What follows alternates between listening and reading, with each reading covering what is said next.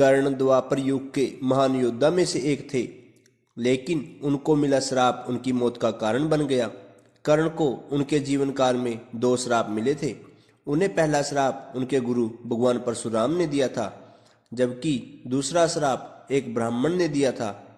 कर्ण को बचपन से ही धनुर्धर बनने की चाहत थी, लेकिन सूत पुत्र होने के कारण कोई उन्हें शिक्षा नहीं देता था।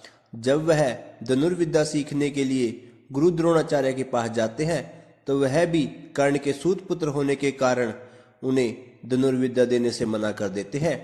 इससे कर्ण निराश होकर भगवान परशुराम के पास पहुंच जाते हैं, लेकिन भगवान परशुराम भी सिर्फ ब्राह्मणों को ही विद्या देते थे।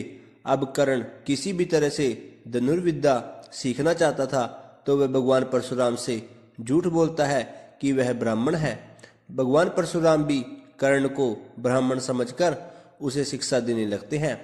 जब कर्ण की शिक्षा खत्म होने वाली होती है, तब एक दिन उनके गुरु भगवान परशुराम दोपहर के समय कर्ण की जंघा पर सिर रखकर आराम कर रहे होते हैं।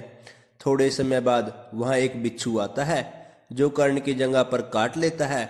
अब कर्ण सोचता है कि अगर वह हिला या बिच्छू को हटाने की कोशिश की तो गुरु परशुराम की नींद टूट जाएगी, इसलिए वह बिच्छू को हटाने की बजाय उसे डंक मारने देता है। कर्ण काफी समय तक बिच्छू के डंक से होने वाले दर्द को सहता रहता है। फिर जब कुछ समय बाद गुरु परशुराम जी नींद से उठते हैं, तो वह देखते हैं कि कर्ण की जांघ से खून बह रहा है। यह देखकर भगवान परशुराम गुस्से में कहते हैं, इतनी सहनशीलता सिर्फ किसी क्षत्रिय में ही हो सकती है। तुमने मुझसे झूठ बोलकर ज्ञान हासिल किया है, इसलिए मैं तुम्हें श्राप देता हूँ कि जब भी तुम्हें मेरी दी हुई विद्या की सबसे ज्यादा जरूरत होगी, उस समय वह काम नहीं आएगी। इससे निराश होकर कर्ण अपने गुरु से कहता है कि वह सवै नहीं जानता कि वह किस वंश और कुल का है। ऐसे में वह सारी बातें अपने गुरु परशुराम जी को बताता है।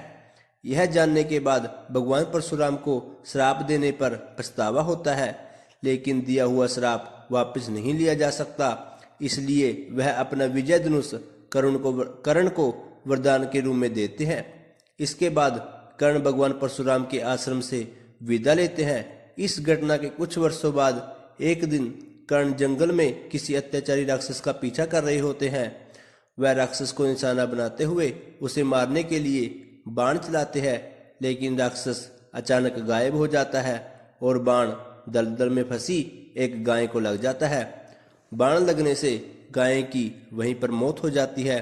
उस गाय का स्वामी एक ब्राह्मण होता है, जो गाय की दुर्दशा देखकर कर्ण को वहीं पर श्राप दे देता है। श्राप में ब्राह्मण कहता है कि जिस तरह तुमने एक असहाय गाय को मारा है, ठीक उसी तरह ही एक दिन तुम्हारी भी मृत्यु होगी।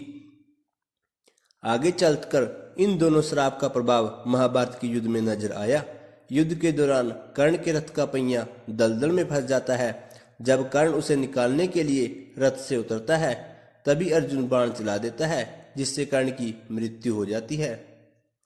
दोस्तों, अगर आपको यह वीडियो अच्छी लगी हो तो हमारे चैनल को सब्सक्राइब और वीडियो को लाइक करना ना भूलें।